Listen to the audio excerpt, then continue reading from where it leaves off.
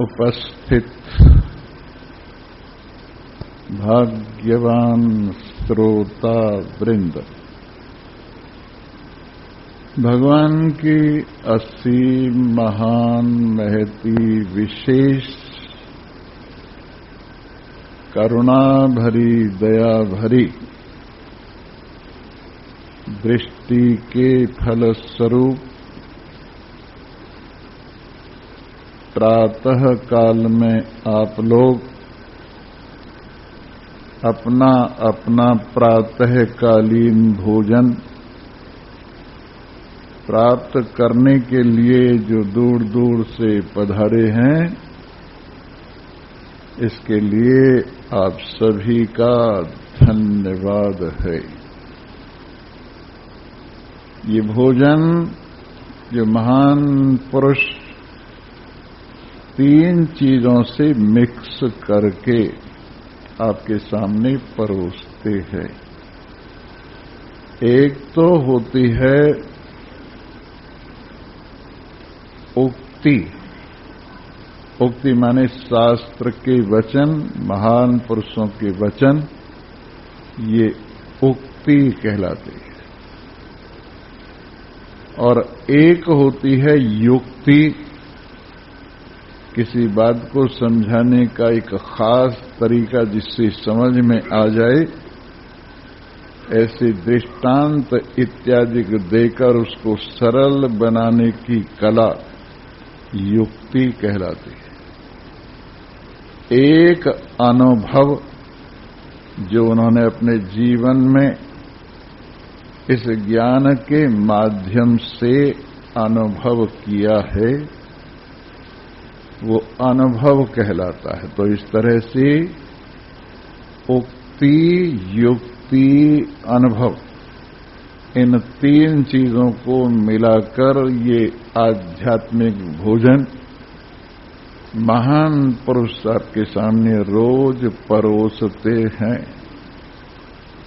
और आप इस भोजन को भोग लगाकर अपने कर्ण पुटों से अपने हृदय में ले जाकर परम संतुष्टि अनुभव करते हैं।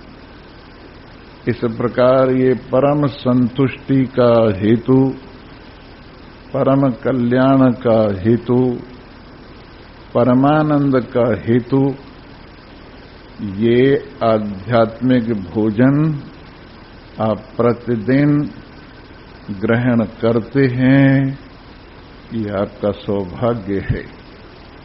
इससे जीवन के अंदर भांति भांति की अनेक कमजोरियां दूर हो जाती हैं। जो मानसिक कमजोरियां हैं,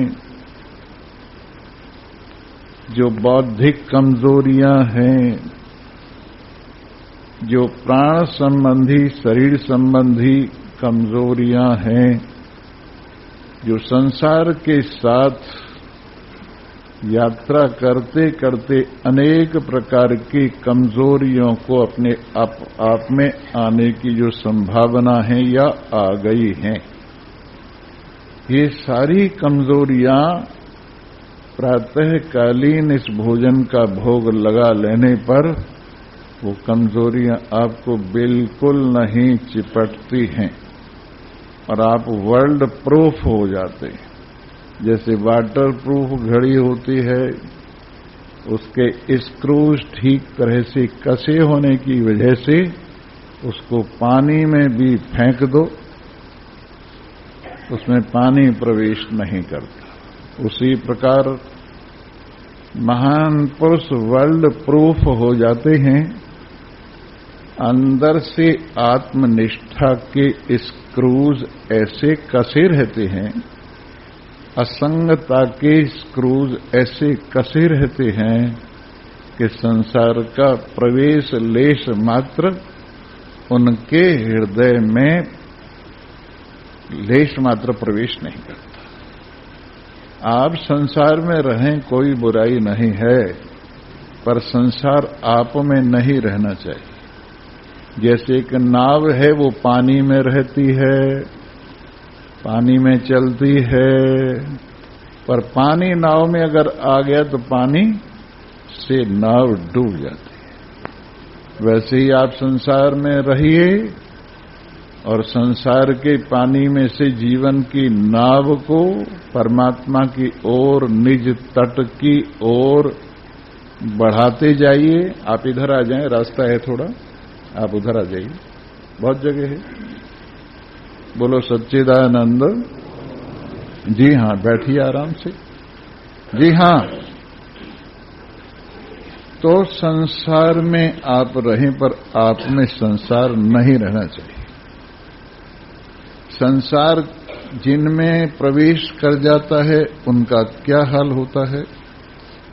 सबसे पहले तो उनमें प्रमाद प्रवेश करता है, आलस्य प्रवेश करता है, और वो आलस्य उनको न यहां का न वहां का, कहीं का भी, इधर नहीं माई, उधर बैठी, नहीं, इस वक्त नहीं कथा की बात। बोलो सच्चिदानंद। जी हां,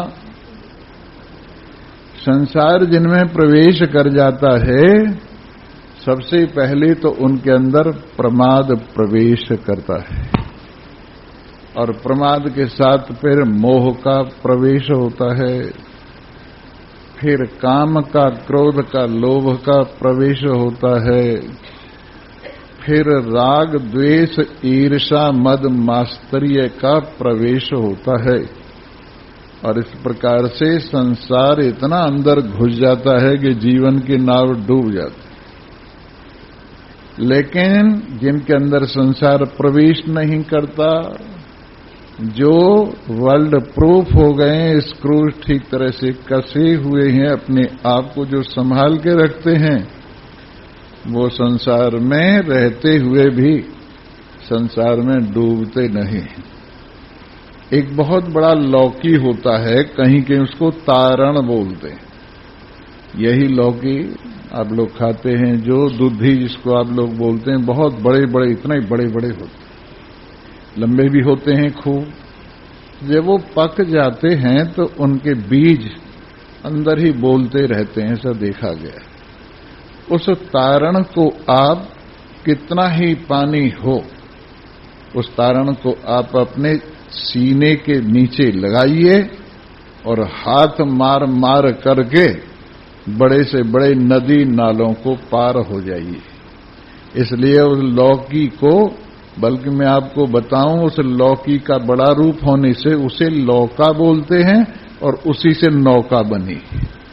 ये नौका जो बनी है लौका से बनी है, और वो लौकी का जो बड़ा रूप है पहले उसी से पार उतरा करते थे, इसलिए उसको लौका बोलते हैं। और उसी की बहन आगे चल के तरक्की करते करते नौका बन गई।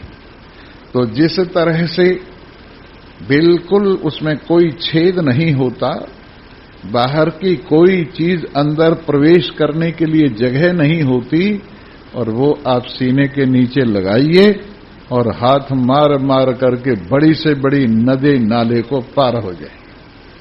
वैसे ही ये स्वरूप बोध का जो लौका है, इसको अपने सीने से लगाइए, अपने हृदय से लगाइए, और बड़े से बड़े संसार की विपदाओं को, कष्टों को हाथ मार मार कर पार हो जाए। इस तरह से ये जीवन के लिए अत्यंत आवश्यक है, जो प्रातः काल में आप अपने हृदय में इसको एकत्रित कर रहे हैं।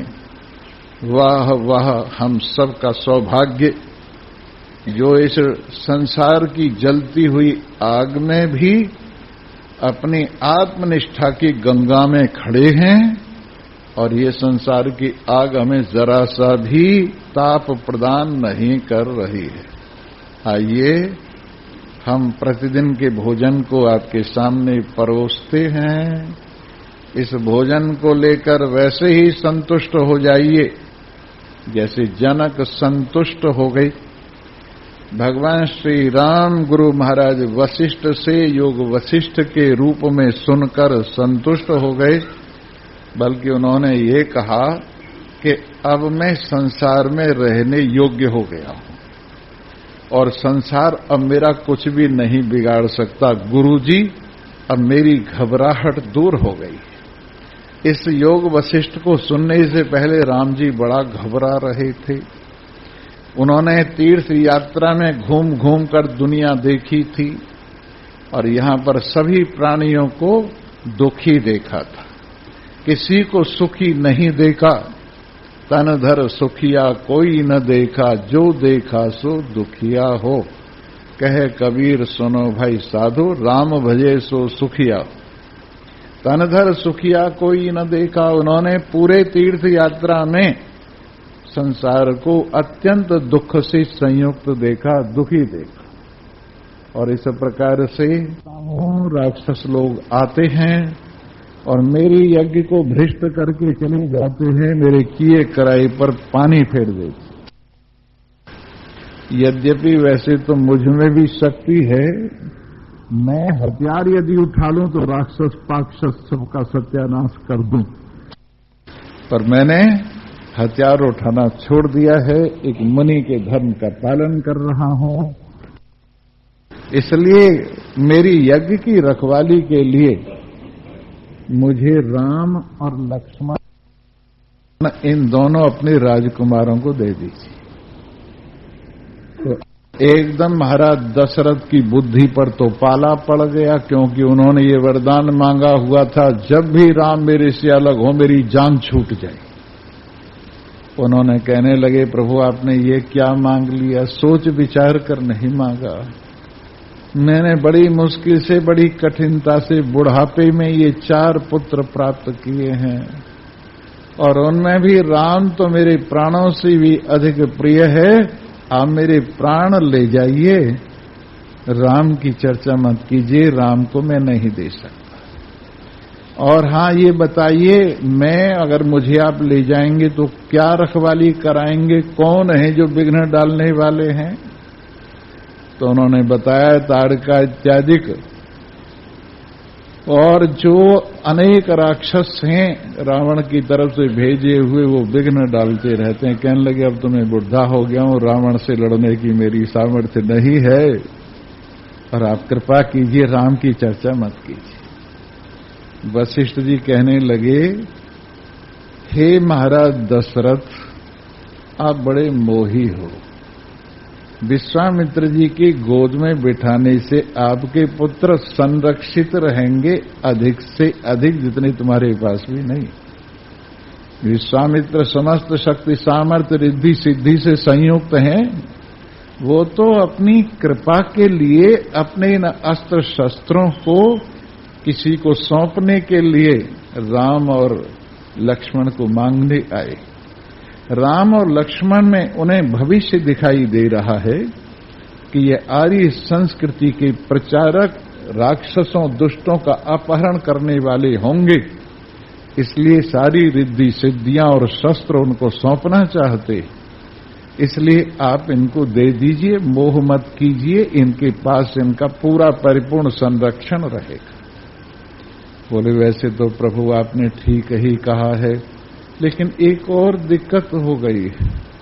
राम ने तो भोजन भी त्यागा हुआ है, ऐसे ही नाम मात्र का भोजन लेते हैं, नाम मात्र का पानी पीते हैं, और हर वक्त लंबी लंबी गरम गरम श्वासें छोड़ते हैं, आंखों से आंसू बहाते हैं और कहते हैं ओहो सब संसार दुख रूप, सब संसार दुख रूप, इसमें रहना दुख रूप है, इससे तो प्राण छूट जाए और संसार छूट जाए तो ठीक है, इसलिए शरीर को पुष्टि देकर क्या करूंगा। ये दुख रूप शरीर, जिसका बालकपन दुख रूप, जवानी दुख रूप, बुढ़ापा दुख रूप, जन्म दुख रूप, मृत्यु दुख रूप, इस दुख रूप शरीर को भोजन दे देकर क्या करूंगा। तो उन्हें तो संसार से और शरीर से ऐसा वैराग्य हुआ है कि वो बड़ी विचित्र स्थिति में। विश्वामित्र जी कहने लगे, क्यों मुनिराज वशिष्ठ जी, आप जैसे गुरु होकर भी राम और राम के भाई दुखी, ये तो बड़े दुख की बात है। अरे राम को हमारे सामने लाओ तो सही, हमें उनके दुख के अंदर वैराग्य दिखाई दे रहा है, हमें उनके दुख के अंदर पात्रता दिखाई दे रही है। हमें उनके दुख के अंदर ज्ञान लेने की शक्ति दिखाई दे रही है। और हे मुनिराज वशिष्ठ, जो ज्ञान हम दोनों को ब्रह्मा जी ने सुनाकर हमारी सुलह करा दी थी, वो योग वशिष्ठ का ज्ञान आप राम जी को सुनाइए ना। आप जैसे गुरु होकर भी राम आंसू बहाएं, ये बुरी बात है, ये हमें ठीक नहीं लगी। उन्होंने कहा ठीक है, बुलाया जाए। राम को बुलाया, साथ में भरत, शत्रुघ्न, लक्ष्मण सब भाई आए। उनको महाराजा ने अपने पास में गद्दी लगाकर बिठाना चाहा, तो उन्होंने हाथ जोड़कर जहां सामान्य प्रजा बैठी थी वहां आसन लगाया और कहने लगे, मुझे गद्दी ये नहीं चाहिए, मैं आपके समीप ही हूं, नजदीक ही हूं, सामान्य जनता में बैठा। सामान्य जनता में बैठ गए और नीचे को सिर करके सबको प्रणाम करके, पिताजी को, ऋषि मुनियों को, ब्राह्मणों को, सबको प्रणाम करके बैठे। और तीनों भाई भी साथ में वैसे ही बैठ गए और नीचे को सिर करके बैठ गए। जब उन्होंने इस तरह से अपनी मनोव्यथा अपने अंदर संभाली हुई है, उस मनोव्यथा को अनुभव किया विश्वामित्र ने। कहने लगे, राम तुम्हें क्या कष्ट है, तुम्हें क्या तकलीफ है, तुम क्यों दुखी हो गए हो? अरे अपना दुख किसी को कहोगे तभी तो इलाज होगा। कोई मरीज डॉक्टर के सामने कुछ कहे ही नहीं, बताए ही नहीं, तो इलाज क्या होगा? एकदम जैसे कोई इतने दिनों से उनकी पूछ ही नहीं रहा था, उनके दुख दर्द के लिए कोई मलहम ही नहीं लिए हुए था। लेकिन विश्वामित्र की ये बात सुन के उनकी आंखों से आंसू फूट पड़े। काफी देर तक आंसुओं को संभाल कर अपने आप को संभाला, हाथ जोड़कर विनय पूर्वक खड़े होकर प्रार्थना की, प्रभु हम और हमारे भाई जब से तीर्थ यात्रा करके आए हैं, तब से हमने देखा ये सारा संसार दुखरू। यहाँ गरीब दुखी है, अमीर दुखी है, यहाँ ब्राह्मण, क्षत्रिय, वैश्य, शूद्र कोई भी सुखी नहीं, यहाँ स्त्री पुरुष कोई भी सुखी नहीं, यहाँ पशु पक्षी कीट पतंग संसार में कोई भी सुखी नहीं है। जिसका जन्म हुआ है वो दुख से संयुक्त ही हुआ है, शरीर का नहीं, दुख का जन्म हुआ है। इसलिए हे प्रभु, मैंने ये सोचा न रहेगी बांस न बजेगी बांसुरी, इस शरीर को ही परित्याग कर दूंगा और मेरे दुखों का अंत हो जाएगा। प्रभु मैं इतने दिनों से दुख को छिपाए बैठा था। ये सुनकर विश्वामित्र जी ने कहा, क्यों मुनिराज वशिष्ठ, देख रहे हो अपने शिष्य का हाल? इनको योग वशिष्ठ सुनाई। तो वहां से योग वशिष्ठ का प्रारंभ हुआ, जिसको महारामायण कहते हैं। उसका नाम महारामायण है। उसमें भगवान श्री राम को ज्ञान प्रदान किया है और उसके अंदर 6 प्रकरण हैं। जैसे वैराग्य प्रकरण है, मुमुक्षु प्रकरण है, 2 तो ये प्रारंभ के एक अधिकारी में जैसे होते हैं वो प्रकरण। इसके बाद संसार कैसे प्रकट होता है, संसार कैसे रहता है, संसार कैसे लय होता है, ये जन्म, स्थिति और लय 3 प्रकरण ये है। और इसके बाद 6ठा प्रकरण है जीवन मुक्ति का, जीते जी मुक्ति कैसे अनुभव की जाती है। इन 6 प्रकरणों के अंदर योग वशिष्ठ का वर्णन किया गया है। और उसमें भी जो निर्वाण प्रकरण है, आखिरी प्रकरण, वो आधे में है और आधे में 5 प्रकरण और है। यानी इतना विशाल है निर्वाण प्रकरण कि 5 प्रकरणों की बराबर है। ऐसा योग वशिष्ठ भगवान श्री राम को सुनाया गया और भगवान श्री राम सुनते गए।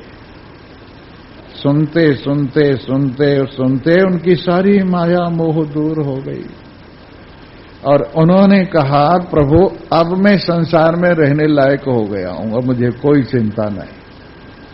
जब मैंने संसार के सुख और दुख को मिथ्या समझ लिया है, जब संसार के जन्म मरण को मिथ्या समझ लिया है, जब यहां मान अपमान को मिथ्या समझ लिया है, जब सारा खेल खेल ही है, तो अब इस खेल को खेल समझकर मुझे खेलने में कोई दिक्कत नहीं होगी। आदमी इस खेल को जब जेल समझता है, अज्ञानी जिसके लिए संसार जेल है, उसके लिए संसार बड़ा भारी पड़ता है। लेकिन ज्ञानवान संसार के खेल को खेल समझता है, इसलिए उसको कुछ भी भारी नहीं पड़ता। तो राम जी को ये समझिएगा कि ये खेल खेल जैसा लगा।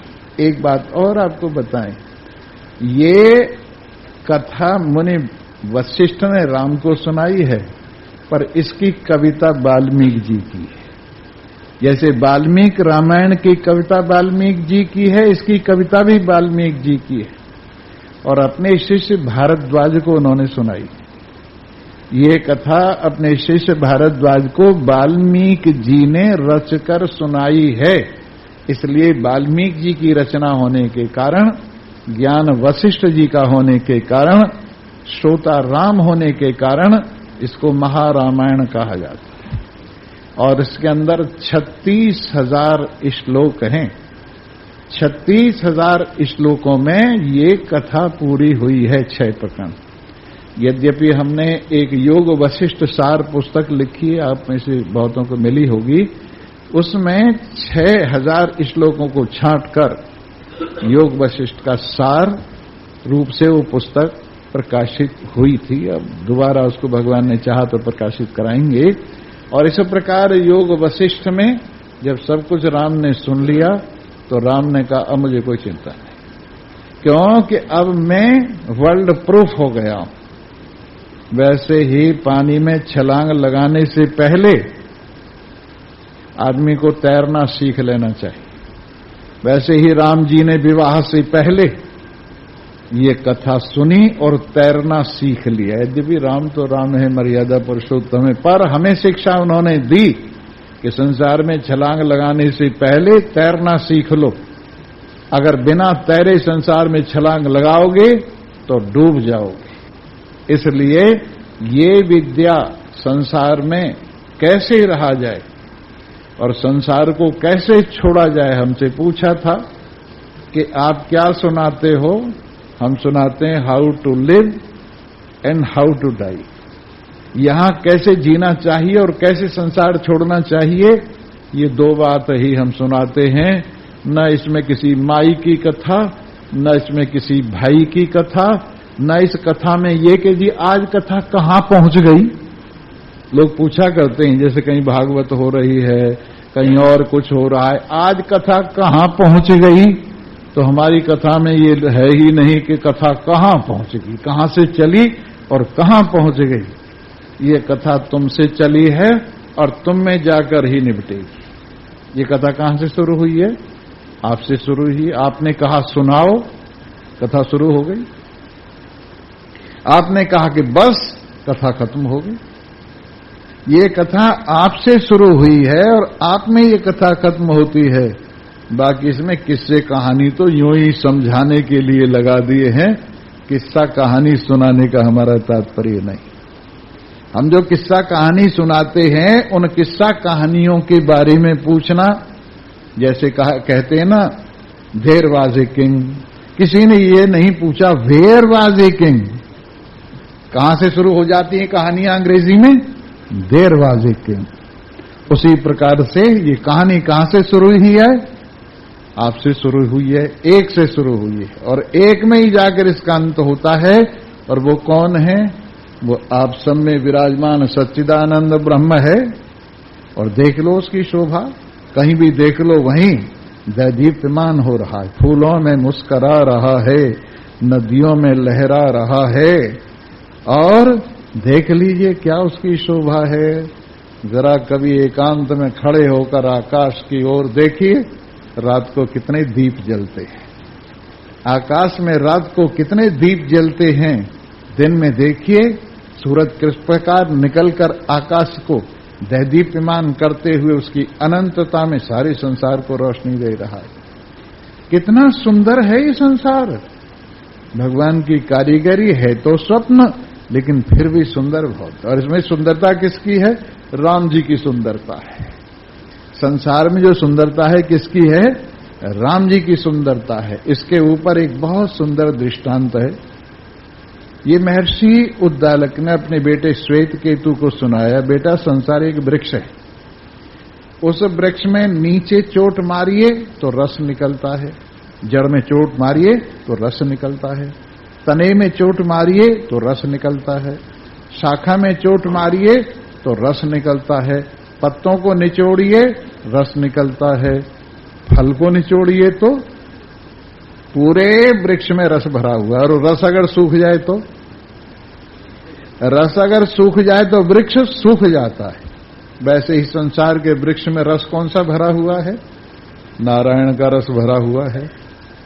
उसके मूल में भी वही रस है, और उसकी जड़ में भी वही रस है, उसके तने में भी वही रस है, उसकी शाखाओं में भी वही रस है, उसके पत्तों में भी वही रस है, उसके फूलों में भी वही रस है, उसके फलों में भी यही रस है, और हमारे तुम्हारे में भी यही रस है। रसो वही सह, ये रस रूप है संसार के अंदर परमात्मा, और इस रस को जो ले लेता है वो रसवान हो जाता है। और एक दृष्टांत देते हैं, जैसे मधुमक्खियां अलग अलग फूलों का रस निकाल के लाती है और एक शहद के छत्ते के अंदर रख देती है, दुनिया भर के फूलों का रस आकर एक रस हो जाता है। वैसे सब संसार का रस जिस रस में एक रस हो जाता है, सब संसार की सत्ताएं जिस सत्ता में एक रस हो जाती हैं, वो रस रूप नारायण सच्चिदानंद ब्रह्म है। उसका न कोई बाप है न कोई बेटा है, इसलिए कहां से शुरू करूं? उसका न जन्म है न मरण है, फिर कहां से शुरू करूं? उसको न सुख है न दुख है, कहां से शुरू करूं?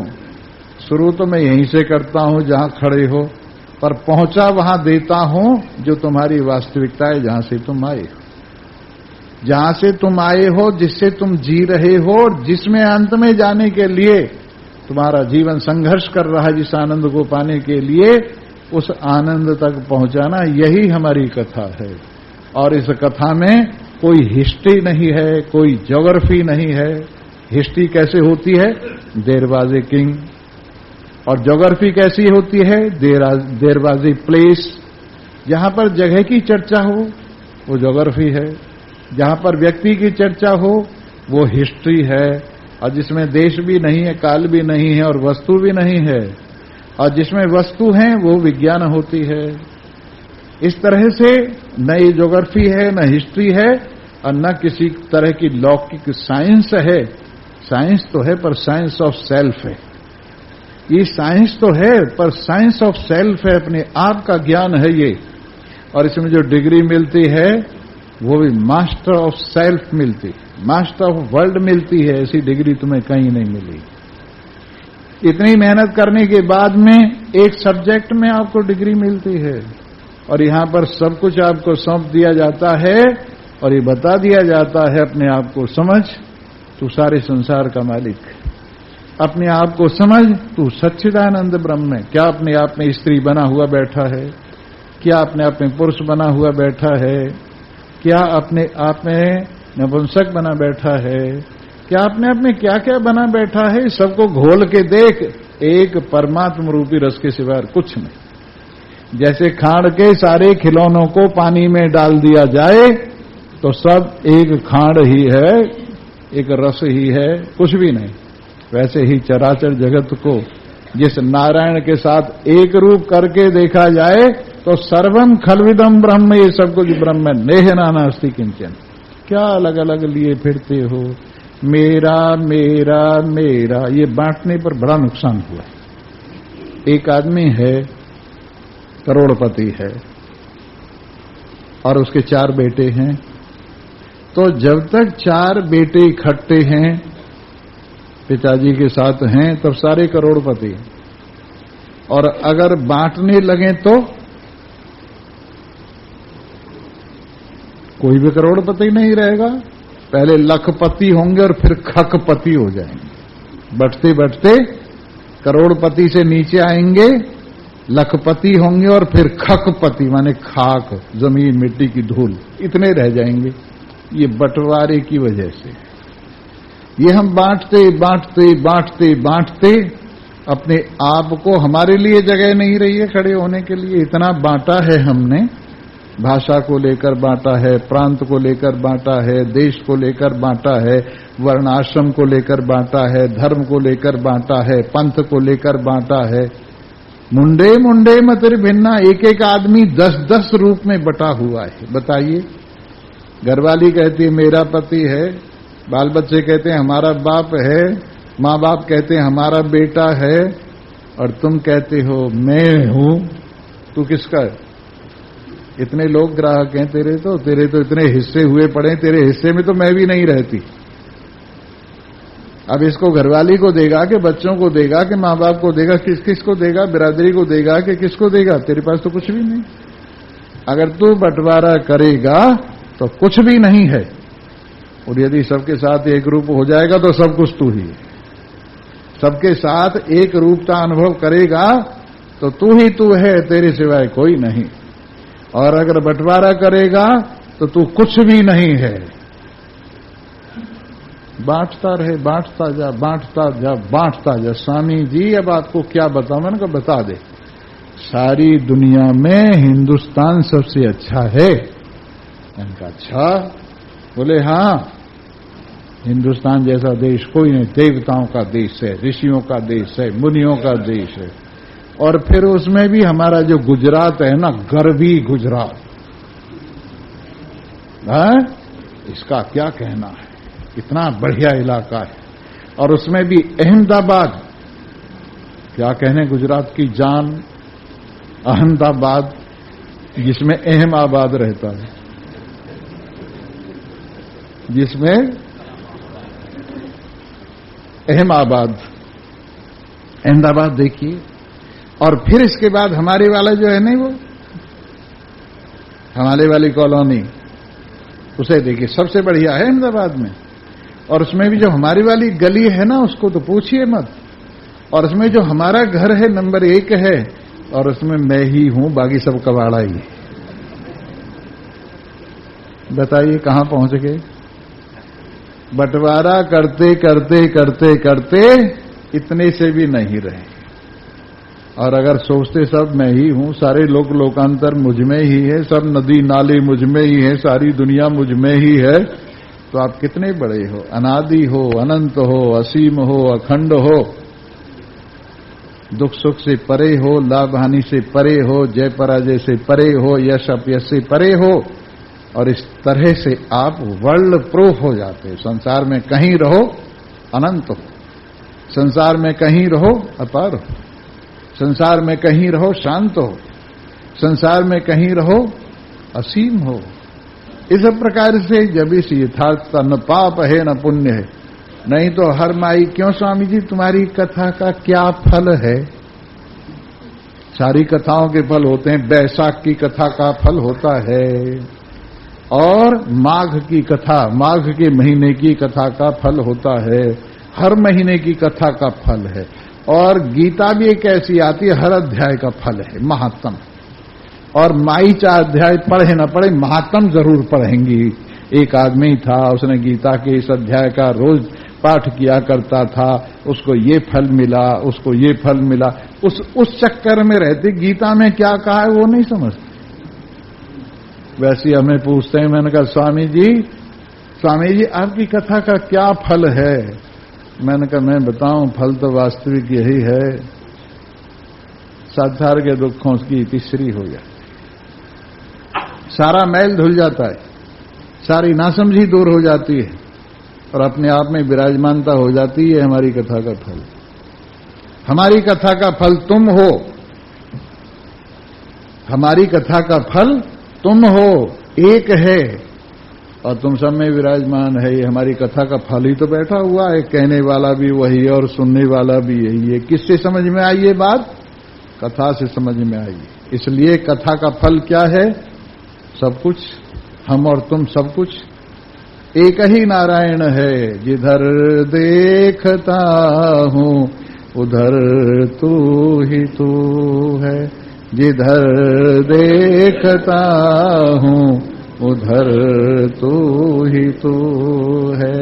गुलशन में जाकर के गुंचों को देखा तो ये तेरी ही रंगत और तेरी ही बू है।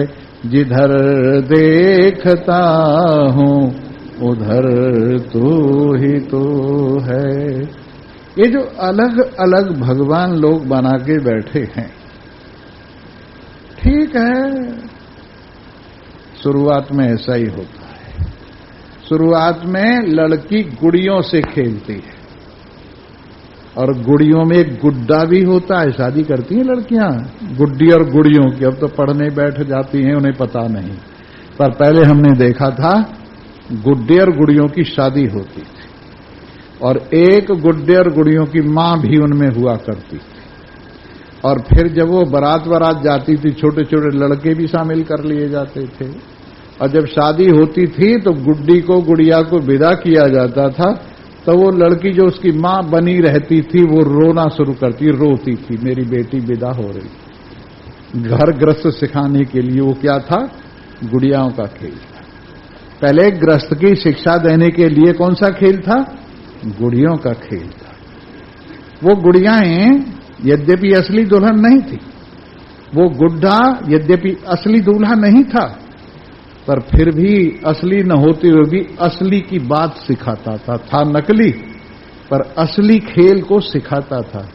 वैसे ही आपकी जो पूजा पाठ है बच्चों की गुड़िया की तरह से ये भगवान की ओर ले जाती हैं, भगवान का प्यार सिखाती हैं, भगवान में श्रद्धा जगाती हैं। और फिर जब आप मैच्योर हो जाते हैं, लड़की लड़के शादी के काबिल हो जाते हैं, तो फिर गुड़िया साथ ले जाती है ना। वो दुल्हन गुड़िया साथ लाई है कोई तुम्हारे यहां? क्या हुआ, छोटी बहन को दे आई, उस गुड़िया को छोटी बहन को दे आई है। उसी तरह से पूजा पाठ जगत का है गुड़ियों का खेल, सांचे पिए से जब मिली दई ताक में मेल। पूजा पाठ जगत का है गुड़ियों का खेल, सांचे पी से जब मिली दई ताक में मेल। लेकिन तुम गुड़ियाओं को लिए फिरती हो, शादी भी हो गई तब भी गुड़िया तुम्हारे साथ में है, और बच्चे भी हो गए तब भी गुड़िया तुम्हारे साथ में है, दादी बन गई फिर भी गुड़िया तुम्हारे साथ में है। अरे बुढ़िया का और गुड़िया का क्या साथ है। उसी तरह से इतने दिन कथा सुनते सुनते हो गए, लेकिन मंदिर से बाहर नहीं निकले। मंदिर में पैदा होना तो ठीक है, पर मंदिर में मरना बहुत बुरा है। पैदा होना ठीक है, लिमिटेड जगह है मंदिर, और वहां पैदा होती है श्रद्धा, वहां पैदा होता है विश्वास, पर उसको इतना विस्तरित हो जाना चाहिए कि सारा संसार मंदिर बन जाए। जो श्रद्धा और विश्वास मंदिर में पैदा हुआ है, उसको जवान होकर के इतना विशाल हो जाना चाहिए कि सारा संसार मंदिर, और सारी जितनी शक्लें हैं सब चराचर जगत भगवान की मूर्ति है। लेकिन यहां तक कोई नहीं पहुंचते। मैंने देखा बुढ़े से बुढ़े आदमी हनुमान चालीसा को लिए बैठे। मैंने कहा इससे आगे भी बढ़ोगे, राम तक भी पहुंचोगे, हनुमान तक ही रह जाओगे। अरे हनुमान जी तो राम से मिलाने के लिए हैं, अब तुम हनुमान में ही अटक के बैठ गए, राम जी तक गए नहीं, तो हनुमान का क्या फायदा है। वैसे ही जितनी तुम्हारी साधनाएं सब हनुमान की तरह से हैं, और अगर राम को मिला देती हैं तो हनुमान ठीक है, नहीं तो पकड़े रहो हनुमान की पूंछ। बड़े बुड्ढे बुड्ढों को देखा है, नित्य नियम करते हैं स्वामी जी हम तो, आपकी कथा में इसीलिए तो नहीं आते, नित्य नियम करते। मैंने कहा कौन सा नित्य नियम है तुम्हारा, रोज पाठ पूजा करते हैं। मैंने कहा कितने दिन से शुरू किए कि 10 साल हो गए, तो नित्य नियम कहां रहा। 10 साल ही तो हुए हैं, नित्य नियम कहां रहा। नित्य नियम तो वो है जो होता ही रहे, जैसे हम व्यवहारिक जीवन में श्वास लेते देते हैं, ये नित्य नियम है। जैसे व्यवहारिक जीवन में शरीर की व्यवस्थाएं हैं, ये नित्य नियम है। और बाकी तो सब नित्य नियम कोई नहीं है, आपके मन का माना हुआ नियम है, आपके मन का माना हुआ नियम है। कई बार आज तो मेरी पूजा छूट गई। क्यों, क्या हो गया? बुखार चढ़ गया था, जुकाम हो गया था, इसलिए नहाया नहीं, इसलिए पूजा भी नहीं हुई। तो नित्य नियम कहां हो गए? अरे नित्य नियम तो संसार में कर्म नित्य नियम होता ही नहीं। कर्म तो होता है और उसका अंत वाला होता है। नित्य तो नारायण है और उसको अपने आप में अनुभव करना यही नित्य नियम है। उसकी चर्चा सुनना यही नित्य नियम है। तो तुम नित्य नियम समझे ही नहीं हो। अभी वहां तुम फुल स्टॉप एक जगह पर खड़े हुए हो, आगे नहीं बढ़ रहे। ये तुम्हारा नित्य नियम। जहां तुम्हें बचपन में खड़ा कर दिया गया, एक कदम भी आगे नहीं बढ़े हो। अगर तुमने कुछ किया होता तो उससे आगे बढ़ते। जहां से तुमने शुरू किया उससे आगे चलना चाहिए था। वहीं के वहीं रह गए। और यहां तक होता है नित्य नियम में, एक लड़के की शादी हो रही थी और लड़की की मां भी थी, लड़की की भाभी थी, सब थे घर वाले। तो एक बिल्ली इधर उधर घूम रही थी, परेशान कर रही थी। तो उसने बुढ़िया ने क्या किया, लड़की की मां ने उसको पकड़ के टोकरे के नीचे दबा दिया कि ये जो है टोकरे के नीचे दबा देनी चाहिए, इधर उधर नहीं घूमेगी। अब उसकी बहू ने देख लिया, फिर उसकी लड़की की शादी हुई। उसे ये तो पता नहीं था टोकरे के नीचे क्यों दबाई है। अपने पति को कहने लगी थी बिल्ली पकड़ के लाओ कहीं से। बोले क्यों? जब तक वो टोकरे के नीचे दबेगी नहीं तब तक शादी होगी नहीं। क्योंकि शादी में एक खास बात है, माता जी ने एक बिल्ली को टोकरे के नीचे दबा दिया था। उसी तरह से जब तक टोकरे के नीचे बिल्ली नहीं दबेगी तब तक शादी नहीं हुई। हमारे सारे काम टोकरे के नीचे बिल्ली की तरह से हैं। जैसे हमें सिखा दिया वैसे ही सीख के वैसा ही कर रहे हैं। अपनी आंखों से कुछ नहीं देख रहे। कोई दादी की आंखों से देख रहा है, कोई दादा की आंखों से देख रहा है, कोई नाना की आंखों से देख रहा है, कोई नानी की आंखों से देख रहा है, कोई मां की आंखों से देख रहा है, कोई बाप की आंखों से देख रहा है। अपनी आंखों से देखने वाला कोई। जो अपनी आंखों से देखता है उसे अपना सच्चा स्वरूप नजर आता है, और जो अपनी आंखों से नहीं देखता, दूसरों की आंखों से देखता है, तो ऐसा ही है। एक लड़का दौड़ा आया, कहने लगे गजब हो गया। क्या हो गया? मेरी घरवाली विधवा हो गई। तेरी घरवाली विधवा होगी, तू तो जिंदा है कि इतनी और विधवा होती मैं जिंदा नहीं होता हूं? तब लोगों ने कह दिया कि तेरी घरवाली विधवा होगी। जीते जी मान रहा है मेरी घरवाली विधवा होगी। तो ऐसी ये हमारी मान्यताएं हैं। पता नहीं कहां कहां से उड़ाई हुई मान्यताएं हैं, कहां कहां से जेब में रख के लाए हैं और बोझ मर रहे हैं। इसलिए इन सब मान्यताओं के घेरे से बाहर आ जा, और बाहर आके ये देख संसार को शुरू करने वाली, संसार की लता बेल को शुरू करने वाली जो अविद्या है वो मुझ में है ही नहीं। संसार संतति लता, लगातार संसार की जो बेल है, उसका जो मूल है अविद्या, वो मुझ में है ही नहीं। और तो और संतोष संतति सुखम नचमे कदाचित। मेरा सुख कहीं से आया हो या संतोष से पैदा होकर मेरे साथ जुड़ा हुआ हो, ऐसी बात नहीं है।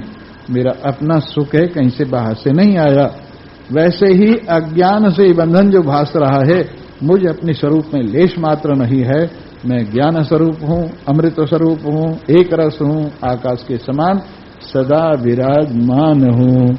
इन्हीं शब्दों के साथ शनिश्चर भाग गया। भगाओगे तो भागेगा। अंत में कहते हैं जन्म का शनिश्चर है तेरे सिर पे। कब तक रहेगा? जब तक जिएगा तब तक रहेगा। कमाल की बात। शनिश्चर ऐसा हो गया कि जाएगा ही नहीं। अरे हिम्मत करो, डंडा उठाओ और शनिश्चर और शनिश्चर के बाप दोनों को भगा दो। बोलो सच्चिदानंद। आओ अब मैं तुम्हें एक भजन सुनाता हूं, गौर करके सुनना तो मजा आ जाएगा। दिल में से देखता है संकल्प का नजारा, दिल में से देखता है संकल्प का, दिल में ही देखता है ये सब जगत पसारा, दिल में ही देखता है सारा ये जग पसारा दिल में से देखता। दुनिया कहाँ है? बाहर नहीं है। ब्रह्म से बाहर कहीं कुछ है ही नहीं। ब्रह्म से बाहर कुछ हो तो बाहर दिखाई दे। ये दुनिया कहाँ दिखाई दे रही है? अंदर ही दिखाई दे रही, बाहर कहीं नहीं। ये बाहर कहीं नहीं है, दिल में ही दिखाई दे रही। और कहां से दिखाई दे रही? दिल से ही दिखाई दे रही। ये दुनिया मन के सिवा और कहीं नहीं है, मन से ही दिख रही और मन में ही दिख रही है। दिल में से देखता है संकल्प का नजारा, दिल में ही देखता है सारा ये जग पसारा। सारी दिशाएं दिल में, सब देश काल वस्तु, सारी दिशाएं दिल में, सब देश काल वस्तु। ये दृश्य दृष्टा, ये दृश्य दृष्टा दर्शन समकाल है पसारा। एक साथ ही प्रकट होता है, दृष्टा भी, दर्शन भी, दृश्य भी। एक साथ दृष्टि, दर्शन और दृश्य एक साथ प्रकट होता है। तो सारी दिशाएं दिल में, सब देश काल वस्तु। ये दृश्य दृष्ट दर्शन समकाल एक पसारा, समकाल एक पसारा। दिल में ही देखता है सारा जगत पसारा। बाहर भी कल्पना है, अंदर भी कल्पना है। बाहर भी कल्पना है, अंदर भी कल्पना है। जिसमें न बाह्य अंतः दिल कर रहा दीदारा। जिसमें न बाह्य अंतः दिल कर रहा दीदारा। दिल में ही देखता है सारा जगत पसारा। दानव ये देवगण भी दिल में ही भासते हैं। दानव ये देवगण भी दिल में ही भासते हैं। दिल बन गया सभी कुछ, रहता सभी से न्यारा। दिल बन गया है सब कुछ, रहता सभी से न्यारा। दिल में से देखता है संकल्प का नजारा। दिल में से देख, हाँ, जिस क्षण में भासता है उस क्षण में देखता है। जिस क्षण में भासता है उस क्षण में देखता है। जिसको ये देखता है माया पसारा सारा। जिसको ये देखता है माया पसारा सारा। दिल में ही देखता है सारा जगत पसारा। हे दिलदार दिल ही बनता, दिलदार दिल ही बनता। दिल में सभी जो दिखे, दिलदार दिल ही बनता। दिल में सभी जो दिखे, सबको प्रकाश से प्रियतम दिलदार ये हमारा। सबको प्रकाश से प्रियतम दिलदार ये हमारा। दिल में ही देखता है जग का पसारा सारा। सब लोक लोकवासी कल्पित हैं सत्य भाषे। सब लोक लोकवासी कल्पित हैं सत्य भाषे। ये सत्य के सहारे, ये सत्य के सहारे सत भासे सत आधारा, ये सत्य के सब सहारे, सत भासे सत आधारा।